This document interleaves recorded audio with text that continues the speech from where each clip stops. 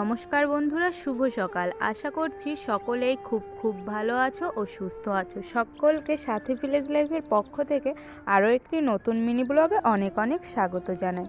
আজ শনিবার, এখন বেজে গিয়েছে ওই সকাল 10টা কাছাকাছি। তো অনেক দিন মন্দিরে আসা হয় না, তাই আজ আমি, দিদি আর আমার 2 ভাগ্নি মিলে চলে এসেছি পুজো দিতে। এটি হলো মা সিদ্ধেশ্বরীর মন্দির। সবার প্রথমেই আপনাদের সকলকে এই যে মাকে দর্শন করিয়ে দিলাম। আর এই যে এখানে রেখেছি আমরা পুজোর বাটা। আর মায়ের মন্দিরের সামনে এই যে এখানে আমরা বসেছি এখন পুজো দিতে। এই মন্দিরটি আমাদের বাড়ি থেকে ওই ভারী জোর হলে আপনার মোটামুটি 10 কিলোমিটার হবে দূরত্বে। তো আমি এর আগে বহুবার এসেছি, আর দিদি পুজো দিতে এই প্রথমবার এলো। তো এই যে নেহা দেখুন প্রাণ ভরে যেন মাকে দেখছে। তো আমরা সবার প্রথমেই আর কি জায়গা পেয়েছিলাম। তো এর আগে অনেক ব্যাচেরই পুজো হয়ে গেছে, আমরা এখন পুজো দেব।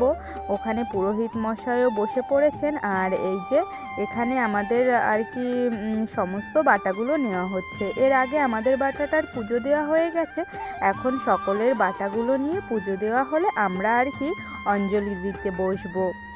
তো এই মা ভীষণই জাগ্রত। আর আমি শুনেছি অনেক বহু বছর আগে ডাকাত দলের সর্দার ভবানী পাঠক কোনো এক সময় এসে এই মন্দিরে পুজো দিয়েছিলেন। তো এই যে আমাদের পুজো দেওয়া হয়ে গেছে, তারপরে আর ভিডিও করতে পারিনি পুজোর মধ্যে, যেহেতু অঞ্জলি দিচ্ছিলাম সেই জন্য। এই মন্দিরটার পাশেই এখানে আরও অনেক দেবদেবতারা আছে, যেমন রাধা মাধব, এখানে আছে শিব ঠাকুর, আর পাশেই আছে আর কি জগন্নাথ, সুভদ্রা আর বলরাম। তো এটি হলো আমাদের গাড়াপোতা মা সিদ্ধেশ্বরী মায়ের মন্দির। মন্দিরটির সামনেই এই যে গাড়াপোতার বাউলটি। তো প্রকৃতিকে বেশ সুন্দর লাগছে আজ বাউলটা। তো এই যে এখানে সবাই প্রণাম করছে, আর এখন দুপুরের ভোগ দেওয়ার সময় ওই জন্য ভোগ নিয়ে এলো। তো এই যে দেখুন মন্দিরটি ঠিক দক্ষিণেশ্বর কালীবাড়ির আদলে আর কি নির্মিত হয়েছে। ওই ওপরে মঙ্গল পতাকাটা কি ভালোভাবে জ্বল করছিল। এই যে আমাদের নেহা সোনা, সে তো খুবই আর কি আজ সারাদিনটা এনজয় করলো।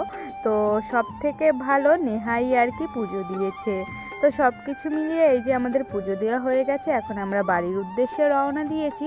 তো আজকের ব্লগটি আপনাদের কেমন লাগলো অবশ্যই কমেন্ট করে জানাতে পারেন। সকলে ভালো থাকবেন, সুস্থ থাকবেন।